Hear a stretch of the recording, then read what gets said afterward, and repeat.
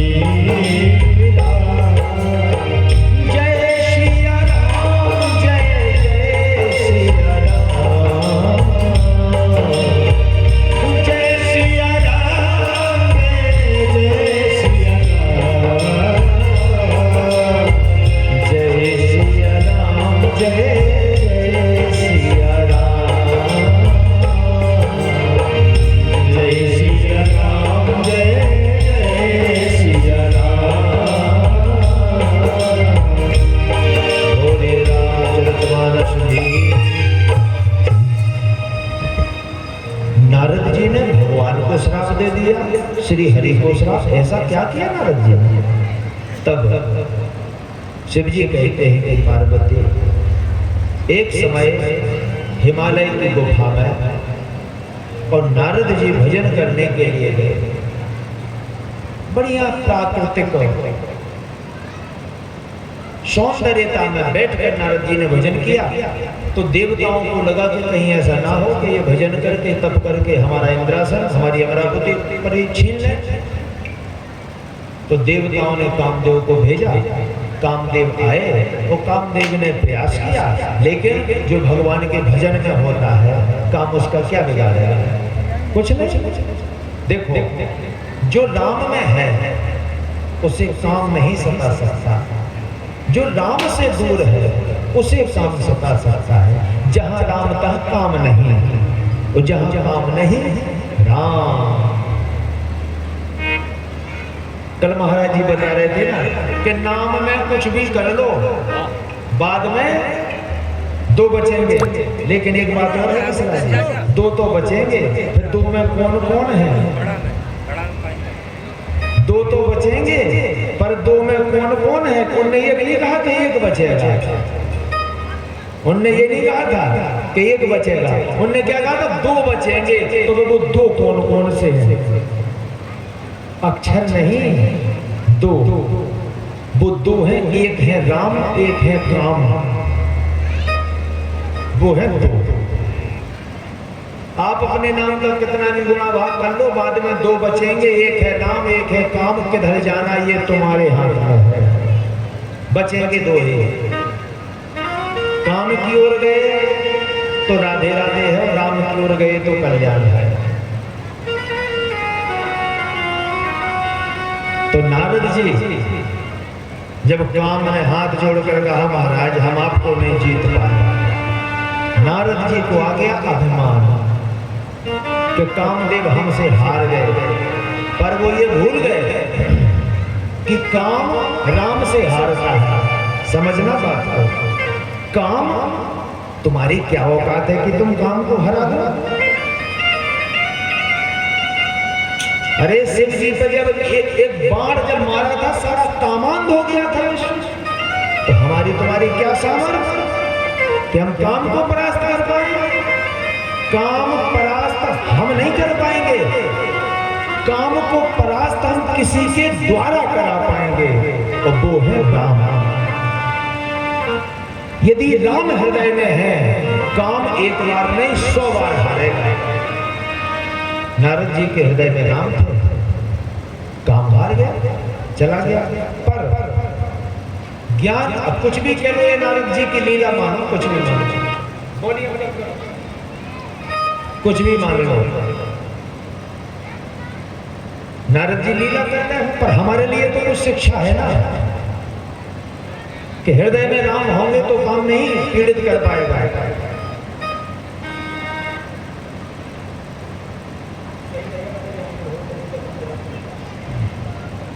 बोलिए राम राजा सरकार की जय।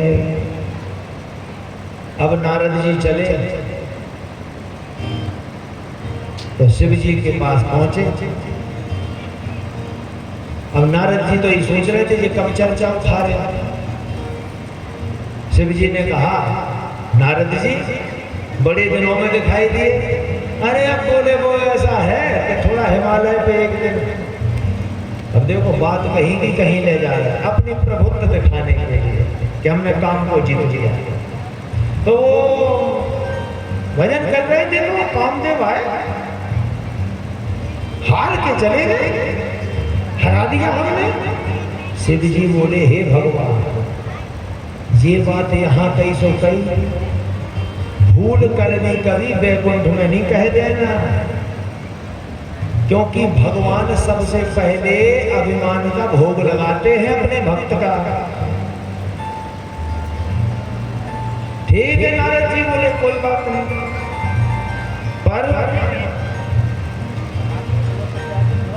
कि एक बार कर तल कर वीना,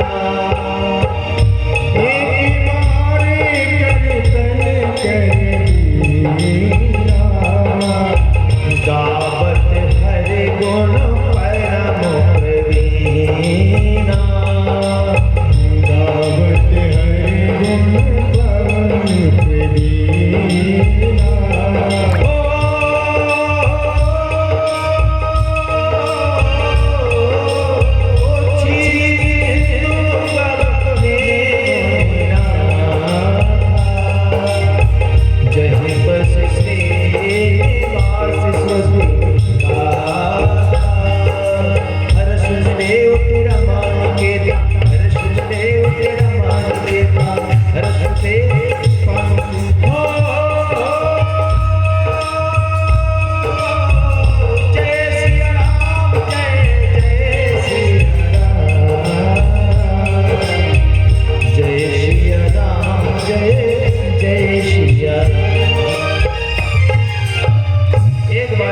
वीणा बजाते हुए पहुंचे बैकुंठ में। उठ करके भगवान श्री हरि ने स्वागत किया। पूछा नारद जी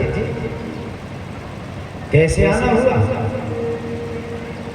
हाँ बोले बस अभी तक। अरे देखो भगवान के अभी तक। बोले कब क्या? अरे बोले एक दिन कैलाश में गया तो वहां तपस्या करने लगा तो देवता काम दिया है। तो बोले हरा दिया। शिव जी बोले अब हो गई गड़बड़ी। भगवान विष्णु बोले आपने काम को हरा दिया? बोले और क्या, हमने हरा दिया हमने। भगवान बोले हम ऐसा लगे। अब विचार करना, बल्ला नकली दे दिया जाए ना तो तुम्हारी गेंद वहां से वहां नहीं जाएगी, वहां तुम्हें और दर्द होगा।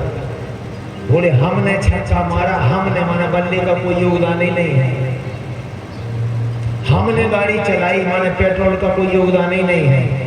भगवान बोले रुको, जो अंकुर हो गया इसको तोड़ना आवश्यक है, नहीं तो यही अहिंसा के स्वभाव से पतन हो जाएगा।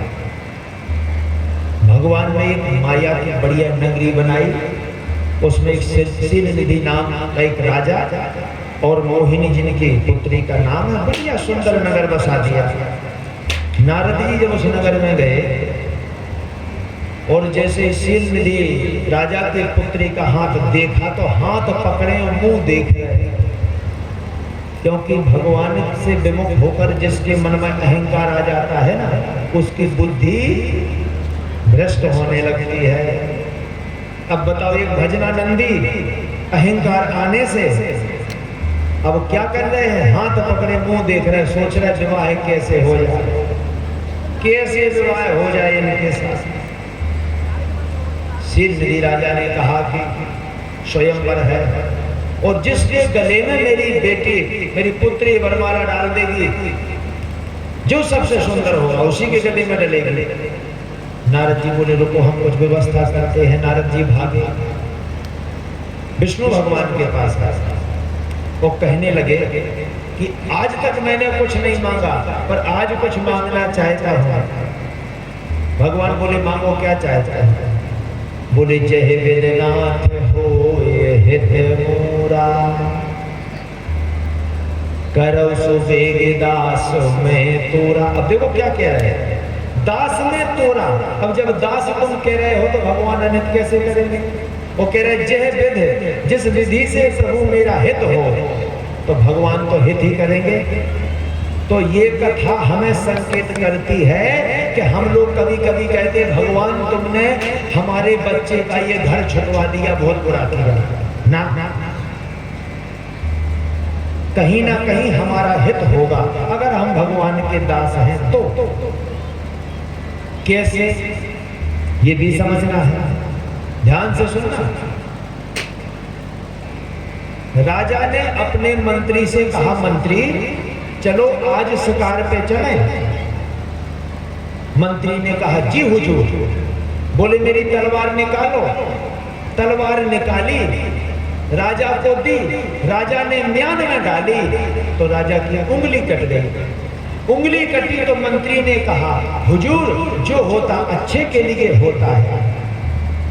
राजा को क्रोध आ गया, ये अच्छे के लिए होता, मेरी उंगली कट गई, ये भगवान अच्छे के लिए करता है। मंत्री को पकड़ के जेल में डाल दिया। मंत्री क्या बोला, हुजूर जो होता अच्छे के लिए होता। राजा बोला क्या मूर्ख है, उंगली मेरी कटी, ये अच्छे के लिए होगा, मैंने तुझे जेल में डाल दिया, ये भी अच्छे के लिए होगा।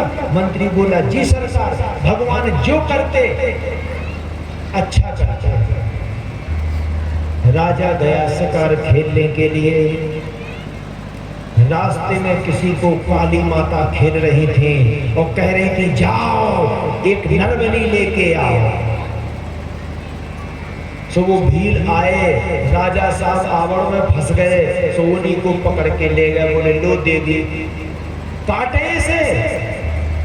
और जब खड़ग राजा को काटने के लिए उठाया तो राजा की उंगली कटी थी, कपड़ा बंधा था। देवी बोली हटाओ इसे, ये झूठा है। सो राजा को छोड़ दिया गया। राजा बोले जय हो ऊपर वाले, आज अगर उंगली ना कटी होती तो गर्दन उड़ जाती।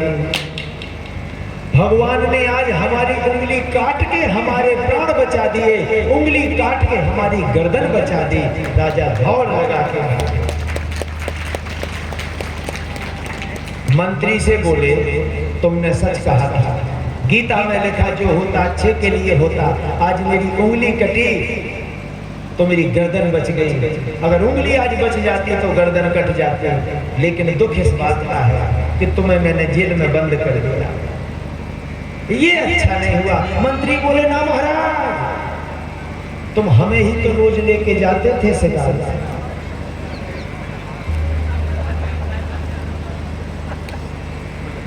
तुम्हारी तो जूठे में सट गई, हमारी किस में सटती।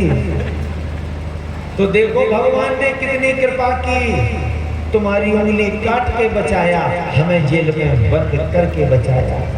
तो प्यारे उंगली कटे शोक मत मनाओ, जेल तो शोक मत मनाओ, क्योंकि अगर हम भगवान के दास हैं तो भगवान हमारे हित के लिए ही कोई कार्य कर रहे हैं। अच्छा एक बात और बताओ, डॉक्टर जब इंजेक्शन लगाता है किसके लिए? आराम के लिए, ठीक है, पर होता क्या है? पहले दर्द होता है, फिर आराम होता है। अब डॉक्टर ने इंजेक्शन लगाया, पेशेंट करता हो बताई मर गए। अब मर गए कि जी गए? जी गए, दवाई अंदर पहुंच गई, रोग दूर होगा, जी गए, लेकिन कहते हैं मर गए। तो डॉक्टर का उद्देश्य क्या मारने का है? बोलो, बचाने का है। तो भगवान अपने भक्तों को वैसे इंजेक्शन लगाते दुख का। पहले दुख लगेगा तुम्हें बुरा हो रहा, और उसके पीछे जाना भगवान बहुत अच्छा करते हैं। क्योंकि आप अपने बच्चों से कहते हो गुरुजी ये बहुत शैतान है, आज तक किसी ने ये नहीं कहा कि ये मेरा बेटा बड़ा भगवान है, न ये कहा कि ये बहुत इंसान है, यही कहते बोले ये बहुत बड़ा शैतान है। क्यों? कि जो गलती पे गलती करे उसे शैतान कहते हैं, जो गलती पे गलती करे उसे शैतान कहते हैं, और जो गलती करके सुधार ले उसे इंसान कहते हैं। जो गलती पे गलती करे उसे शैतान कहते हैं, जो गलती करके सुधार ले उसे इंसान कहते हैं, और जो कभी गलती ही ना करे उसे भगवान कहते हैं। तो हम भगवान को कभी दोष न दें। हम तो भगवान से ही कहें, जय विघ्नाथ होए हित मोरा। प्रभु जैसे में हमारा हित हो आप वैसा सोचें। ऋषि बंधुओं, नारद जी को भगवान ने कपि का रूप दिया, यानी बंदर का रूप दिया। ठीक है, मतलब कहने का आज बड़ी प्रसन्नता की बात है कि हमारे आचार्य जी महाराज और साथ में हमारे विद्वान ब्राह्मण पधारे हैं। जोरदार तालियों से इनका सम्मान करें, अभिवादन करें। बोलिए ब्राह्मण देवताओं की जय हो।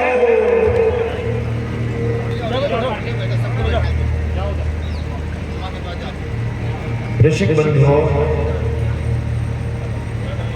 अब ध्यान देना, नारद जी ने क्या कहा भगवान से? जय विघ्नाथ होए हित मोरा। तो भगवान ने क्या किया? कपि का रूप दे दिया। मतलब भगवान ने नारद जी को क्या बना दिया? बंदर।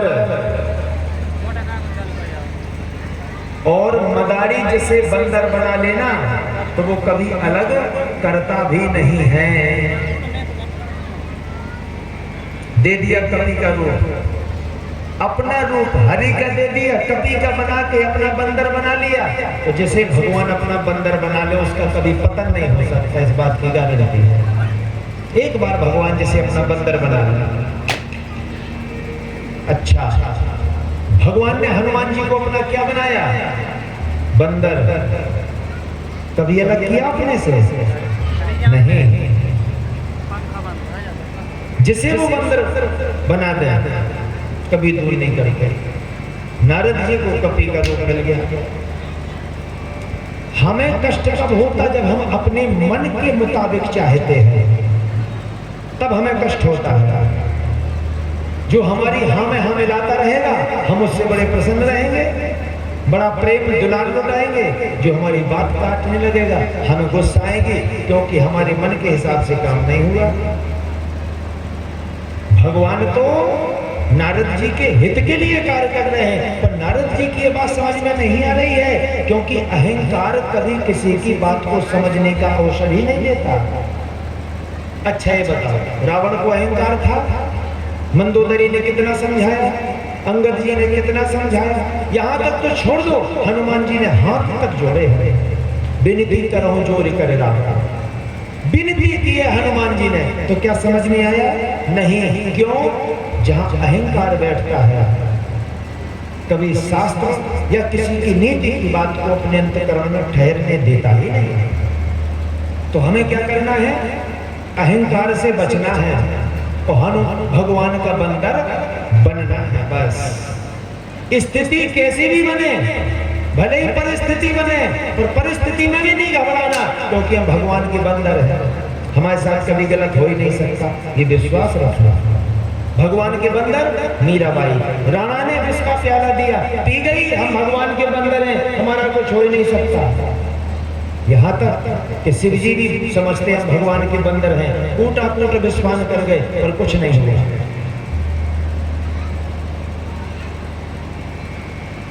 आज नारद जी आए सिरनिधि राजा के स्वयंवर में। वहां पे दो शिव जी ने अपने गण भी भेज दिए। गण बोले हम भी थोड़ा लाइव टेलीकास्ट देखेंगे, लेकिन प्रभु इतनी कृपा कर दो कि हमें वो सब साफ साफ दिखाई दे। किसी को दे ना दे, पर हमें साफ साफ दिखाई दे। बोले चले चले। ऐसा भगवान का वो अद्वितीय रूप मोहिनी अवतार, तीनों लोगों का मन मोह लेने वाला। माला लेके आई। अब नारद जी तो बैठे थे कि हमसे सुंदर तो कोई है ही नहीं। हमसे सुंदर कोई है ही नहीं। जिसके मन में ये भ्रम आ जाता है कि हमसे सुंदर कोई है ही नहीं, वो किसी को देखता भी नहीं है, वो अपनी ही सुंदरता में मस्त रहता है कि हमसे सुंदर कोई है नहीं, ये भ्रम है, वो कुछ नहीं है। नारद जी बस बैठे रहे, बस हमारी बारी आएगी, हमारी बारी आएगी, हमारी बारी आएगी। और मोहिनी जी माला लेके चली गई और भगवान श्री हरि के गले में धारण करा। अब जहां अपमान हो जाए ऐसा, जिसके मन की इच्छा पूरी ना हो, तो लोग तो भगवान से घृणा करने लगते हैं, आज भी करने लगते हैं। बोले 5 मंगल हुआ, सुनी ही नहीं, दरबार में दम ही नहीं। अब जो द्वार को शिव जी के 2 गण बैठे थे, वो बोले महाराज कोई सुंदरता में गड़बड़ी थी क्या? आपके गले में माला नहीं आई?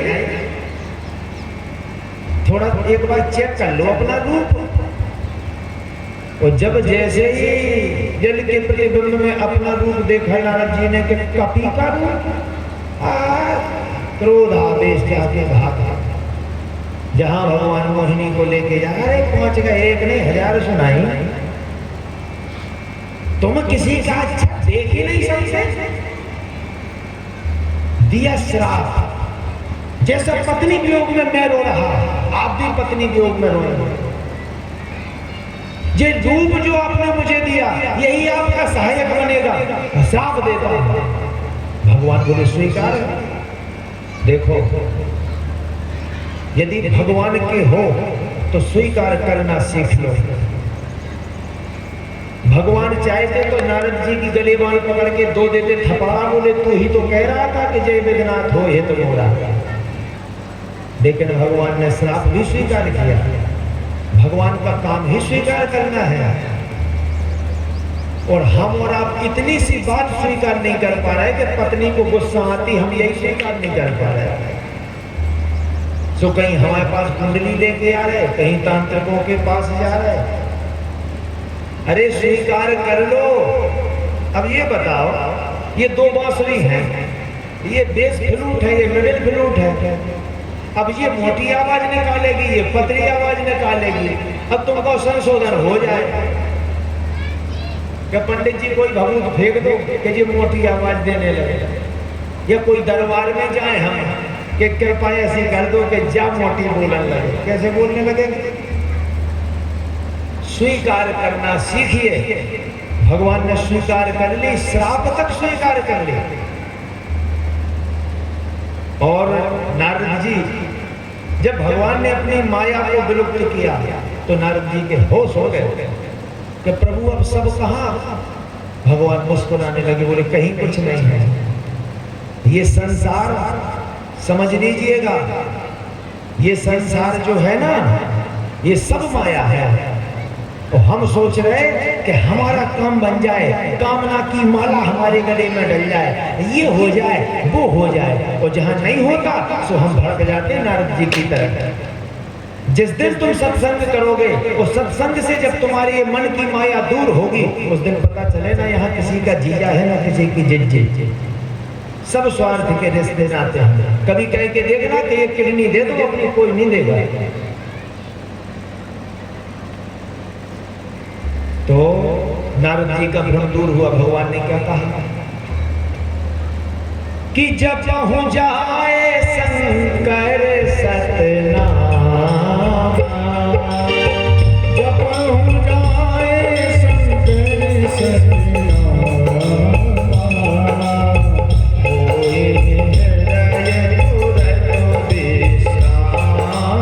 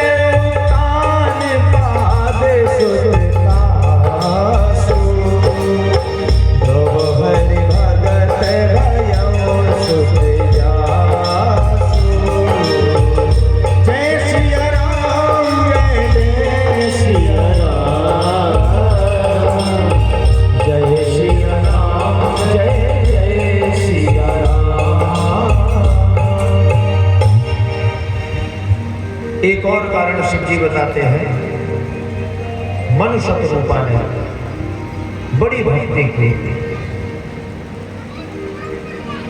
इनके 3 पुत्रियां और 2 पुत्र हुए, आकृति, देवहूति, प्रसूति, प्रियंवदा और उत्तान।